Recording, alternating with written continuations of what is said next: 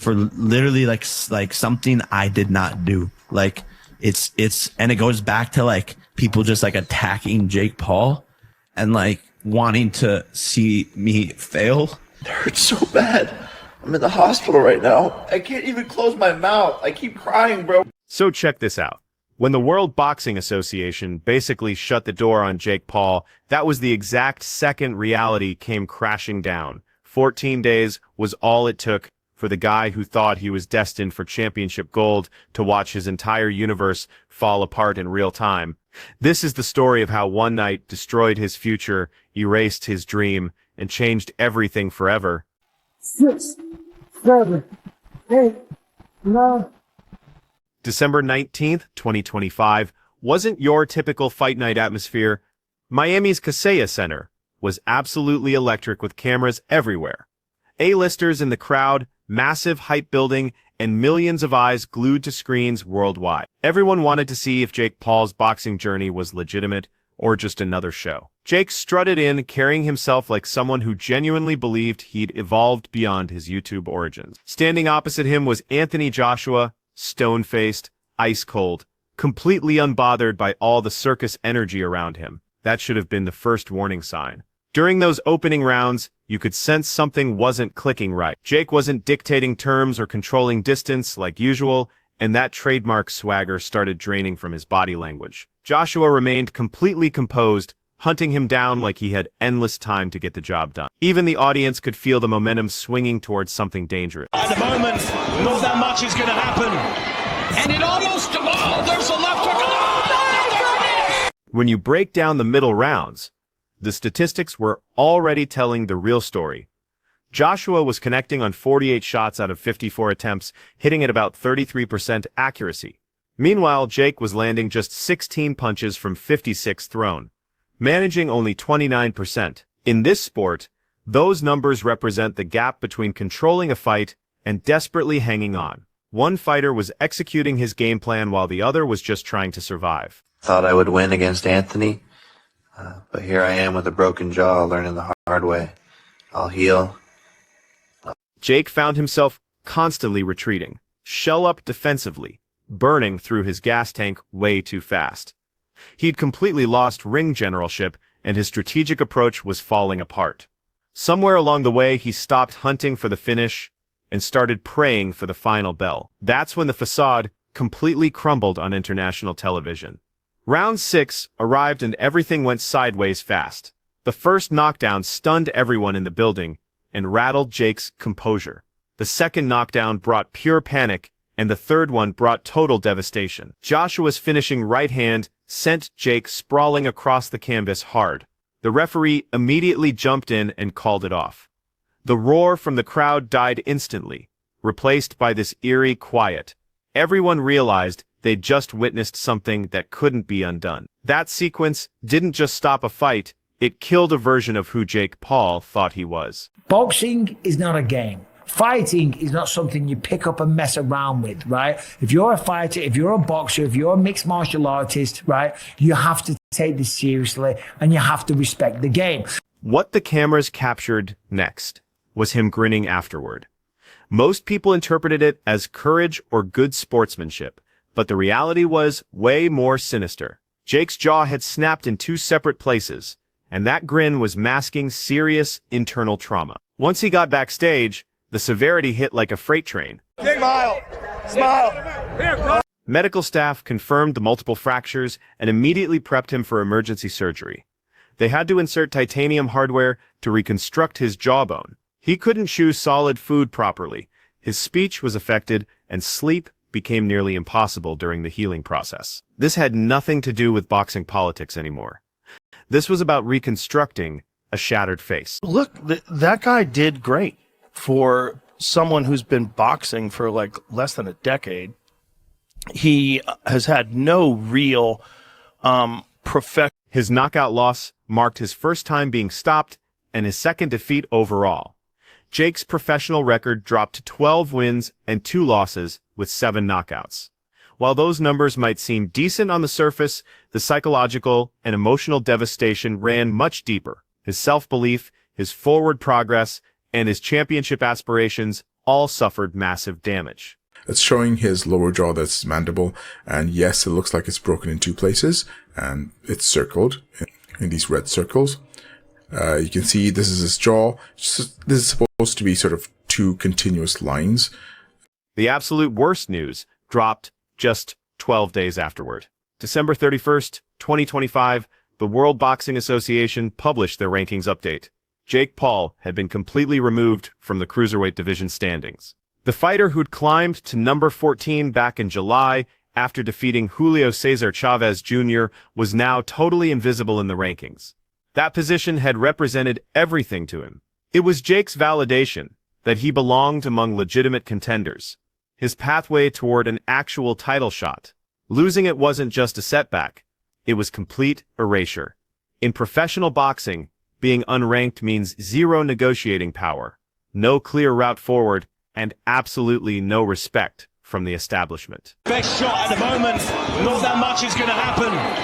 And it almost... Oh, there's a left hook. Oh, This entire catastrophe unfolded in just 16 days total. December 19th destroyed his physical body. December 31st wiped out his professional standing. The sport that had once embraced his celebrity suddenly turned ice cold. And January was about to deliver an even harsher blow. It happened in the 6th round, and it happened in a 22-foot ring. A typical ring is 20 foot. This one was 22 foot because he wanted a bigger room to operate, a bigger space, a bigger ring. January 4th, 2026. The Florida Athletic Commission dropped the hammer with an indefinite medical suspension. The jaw damage was too extensive, and medical professionals wouldn't commit to any return timeline. Indefinite means your destiny is no longer yours to control. It means your entire career now depends on bone healing, metal holding, and time passing. Bro, he got hit with a bomb, a right-hand bomb. When you add it all up, Jake Paul went from ranked contender to medically suspended, unranked fighter in barely 2 weeks. His face was being held together by surgical metal, his ambitions were hanging by a thread, and his tid dreams had completely evaporated. The boxing world didn't mourn for him or offer protection, it just kept moving forward. And that indifference stings worse than any physical pain. And look, AJ, he knew what was going to happen before the fight even took place. That's why he was so calm. And that's probably why in the first few rounds when Jake Paul's buzzing around like a fucking little bee, this is going to slow down. By the time January 4th, 2026 rolled around, the sport had reached its breaking point. The Florida Athletic Commission finally intervened like school administrators walking into a classroom after students had already wrecked everything. Medical experts didn't soften their assessment and verified that Jake's facial fractures were both severe and risky. Just like that, Jake Paul received the most frightening verdict in boxing: indefinite medical suspension. Indefinite isn't some gentle term in this business. It doesn't mean rest up for a couple weeks and return refreshed. It means your career is now controlled by medical imaging and doctor appointments. Best shot at the moment. Not that much is going to happen.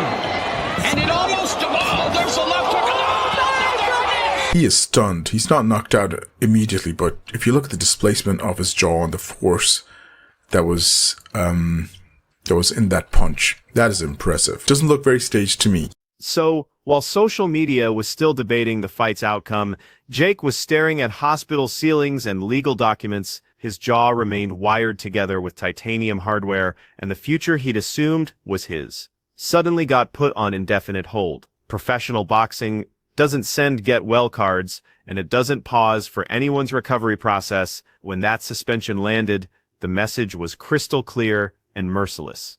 Your physical condition now determines your professional fate. Then reality served up another devastating blow. Jake's official record now sat at 12 wins, 2 losses, with 7 knockouts, which sounds reasonable until you consider the context of what just occurred.